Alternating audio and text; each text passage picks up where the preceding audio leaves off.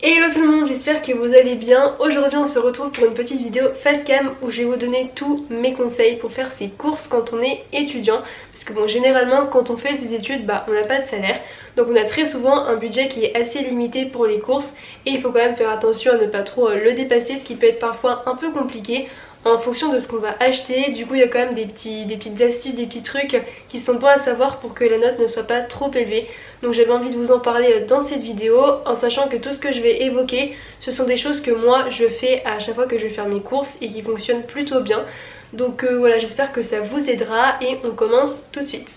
Tout d'abord, je vous recommande d'établir un menu de repas pour la semaine. De mon point de vue, ça a vraiment trois gros avantages. Le premier, c'est que vous allez gagner beaucoup de temps, que ce soit au moment où vous allez faire vos courses, donc au niveau du temps passé dans le magasin, mais aussi la semaine, parce que tous les jours, vous n'allez pas perdre à chaque fois 10 minutes à vous demander qu'est-ce que je vais manger ce soir ou qu'est-ce que je vais manger demain midi. Ça permet également de moins gaspiller, parce que logiquement, tout ce que vous aurez acheté, vous allez l'utiliser, parce que ce sera prévu dans vos repas. Il n'y a pas plein de trucs qui vont rester dans votre frigo qui vont pourrir parce que vous vous en serez pas servi. Et pour finir, ça permet également d'acheter moins de choses inutiles lorsque vous êtes en train de faire vos courses, parce que vous savez précisément ce dont vous avez besoin pour manger la semaine. Ensuite, une fois que votre menu est fait, je vous conseille vraiment d'établir une liste de courses, même si vous prenez la décision de ne pas faire de menu d'ailleurs, parce qu'en fait la liste de courses elle va vous être super utile pour éviter de vous disperser une fois que vous êtes dans le magasin, parce que comme vous avez écrit ce dont vous avez besoin, vous allez vous concentrer là-dessus et du coup ça va vous éviter de vous diriger vers des rayons lambda et du coup d'acheter un petit peu tout et n'importe quoi, ce qu'on peut avoir beaucoup tendance à faire quand on n'a pas d'idée précise en tête. Une fois que votre liste est faite, pensez bien à vérifier dans vos placards et dans votre frigo si vous n'avez pas déjà certaines choses, ça vous évitera de les racheter. Et en plus de faire ça, ça peut aussi vous donner quelques petites idées de plats ou de recettes. Dernière petite astuce pour la liste de courses, c'est de classer vos produits par rayon. C'est super important de mettre par exemple tous les produits frais ensemble, tous les produits secs ensemble, etc. Parce qu'une fois que vous êtes dans le supermarché, vous allez gagner énormément de temps, parce qu'une fois que vous êtes par exemple au rayon frais, vous allez prendre tout ce dont vous avez besoin dans ce rayon et vous aurez pu à y retourner.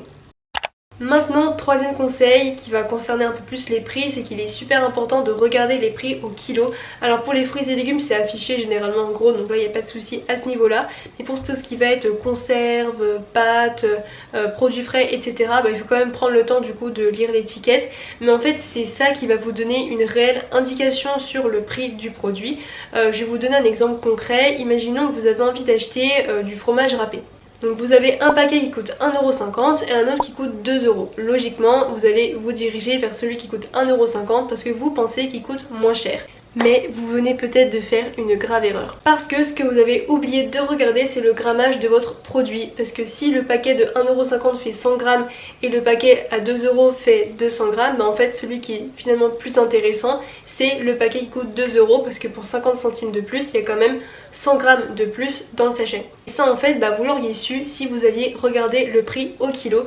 Alors c'est pas forcément le meilleur des exemples, parce que vous allez me dire oui mais le fromage ça se garde pas longtemps, donc comme je suis toute seule, faut pas que j'en achète deux trop. Alors ok, je suis tout à fait d'accord avec vous, mais du coup c'est quelque chose qui s'applique aussi aux pâtes par exemple. Donc si vous avez un paquet de 500 grammes qui coûte 1€ et un paquet de 1 kg qui coûte 1,20€, forcément qu'il est beaucoup plus intéressant d'acheter celui de 1 kg, parce que pour 20 centimes de plus vous avez quand même 500 grammes de pâtes en plus dans le sachet.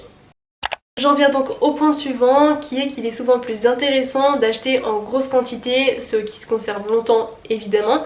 On vient justement de voir l'exemple avec les pâtes, puisque du coup sur le long terme on va faire des économies si on achète un paquet de 1 kg par rapport à un paquet de 500 grammes. Ça c'est quelque chose que moi je faisais beaucoup pour les conserves, donc de haricots verts, de légumineuses, parce qu'en fait il faut savoir que je suis végétarienne, du coup je consomme quand même pas mal de légumineuses et je me suis rendu compte que c'était quand même plus intéressant pour moi d'acheter des conserves de 250 grammes qui allaient du coup me faire pour 2 fois, plutôt que des petites conserves de 130 grammes.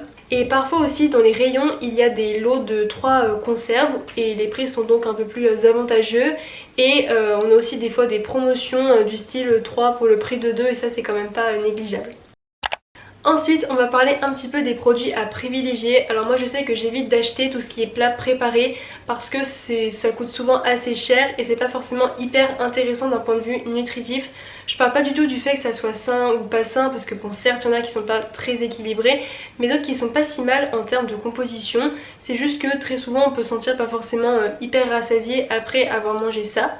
Donc généralement moi ce que je fais c'est que j'en achète un ou deux pour la semaine exprès pour les jours où je sais que je vais pas avoir le temps de me faire à manger, soit parce que je vais sortir, soit parce que je vais finir tard.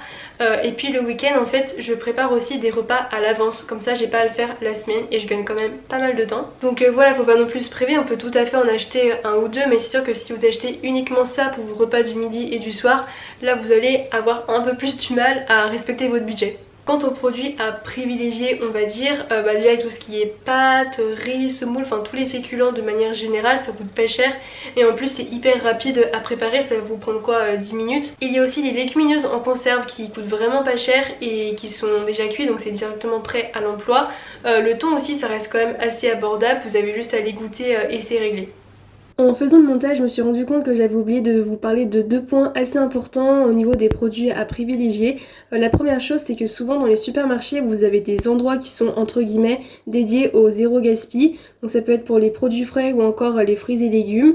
Donc vous pouvez avoir en fait des grands bacs où vous retrouvez des produits tels que des yaourts, parfois des pâtes fraîches, de la charcuterie, dont la date limite de consommation est très proche, ce qui fait qu'ils ne peuvent plus être mis en rayon alors qu'ils sont encore bons pour être mangés. Et donc les prix de ces produits-là sont évidemment réduits, ça peut aller jusqu'à moins 70%, donc pensez bien à regarder parce que vous pouvez faire de belles trouvailles. Et la deuxième petite chose, c'est qu'il faut penser aux applications comme Phoenix ou Too Good To Go. Bon, je pense que vous devez les connaître maintenant, mais je vous la refais quand même au cas où. Ce sont donc deux applications qui permettent de lutter contre le gaspillage alimentaire.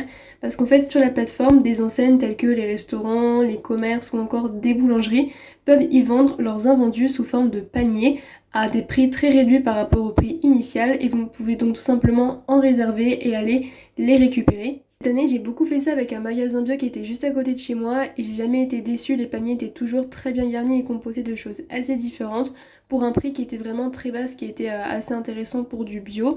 Alors évidemment, baser toutes ces courses là-dessus, c'est peut-être un petit peu compliqué, mais une fois qu'on connaît de bonnes adresses, on peut vraiment manger pour pas cher du tout. Et mon dernier petit conseil, bon c'est un petit peu con mais quand on est étudiant on n'a pas forcément de voiture, donc pour porter les courses ça peut être un peu compliqué, surtout quand c'est lourd. Moi j'avais de la chance parce que j'avais un commerce de proximité qui était à 10 minutes à pied, donc porter les sacs sur 10 minutes ça allait, c'était tranquille. Mais si c'est un peu plus loin, qu'on doit prendre les transports en commun et tout, ça peut vite devenir un peu galère. Vous pouvez éventuellement investir dans des petits chariots à roulettes, je sais pas du tout comment ça s'appelle, je vous mettrai une photo sur l'écran. Les gens ils ont souvent ça au marché et tout, mais en vrai c'est une grave bonne idée pour mettre vos courses dedans, vous avez juste à le tirer et tout, donc voilà, comme ça au moins vous défoncez pas le dos ou les bras. Après vous pouvez aussi prendre un sac à dos, et moi ce que je faisais du coup pour mes courses c'est que je prenais des tote bags puisque je pouvais les mettre sur mes deux épaules, j'avais mes deux sacs comme ça.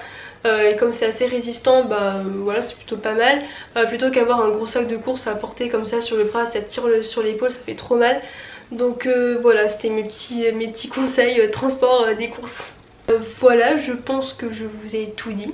On se rend compte quand même que si on fait un petit peu attention à ce qu'on achète, c'est tout à fait possible de bien manger et de se faire plaisir avec des bons petits plats, même quand on est étudiant. Il faut juste un petit peu de vigilance quand on est dans le supermarché en fait. J'espère en tout cas que ces conseils vous aideront pour vos futures courses. Si vous avez d'autres petits tips à partager, n'hésitez pas à les mettre dans les commentaires. Je pense que ça pourra aider beaucoup de monde. N'hésitez pas non plus à liker la vidéo et à vous abonner à ma chaîne, ça me ferait super plaisir. Et moi je vous dis à très vite dans une prochaine vidéo. Bisous!